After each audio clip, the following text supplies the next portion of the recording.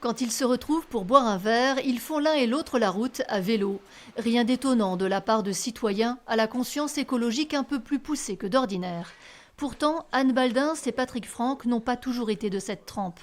Il a travaillé dans une banque, puis auprès d'adultes handicapés, et l'écologie est entrée dans son couple à lui, petit à petit. On a un peu changé notre façon de voir les choses, notre façon de nous déplacer, notre façon de nous alimenter, notre façon de nous chauffer à la maison. Voilà, on était tout électrique, on est passé au bois ou au pellet, voilà, par exemple. Tout ça, ça s'est fait progressivement. Et bon, il y a 2-3 ans, c'était vraiment le gros déclic militant.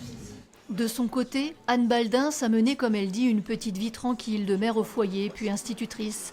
La participation à un camp climat il y a 2 ans a finalement poussé cette mamie de 8 petits-enfants à mener un acte de rébellion avec beaucoup de précautions.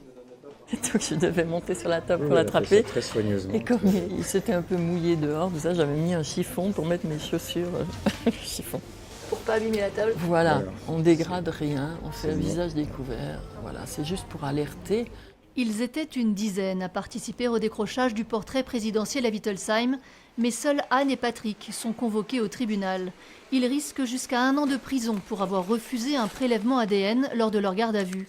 Ils connaissaient les risques juridiques et assument aujourd'hui leurs actes et la médiatisation qui les entoure. Je suis plutôt quelqu'un d'effacé, de réservé. Donc là, je le fais pour la bonne cause, on va dire, parce que je crois que c'est le seul moyen encore de se faire entendre. Bon, je pense que le jour même, je ne serais pas très à l'aise. En même temps, j'essaye de le préparer et j'essaye de me rappeler pourquoi j'ai fait cette action. Et ça, j'assume complètement, quoi. Mercredi matin, pour leur procès, les 2 militants non violents COP21 ne seront pas seuls.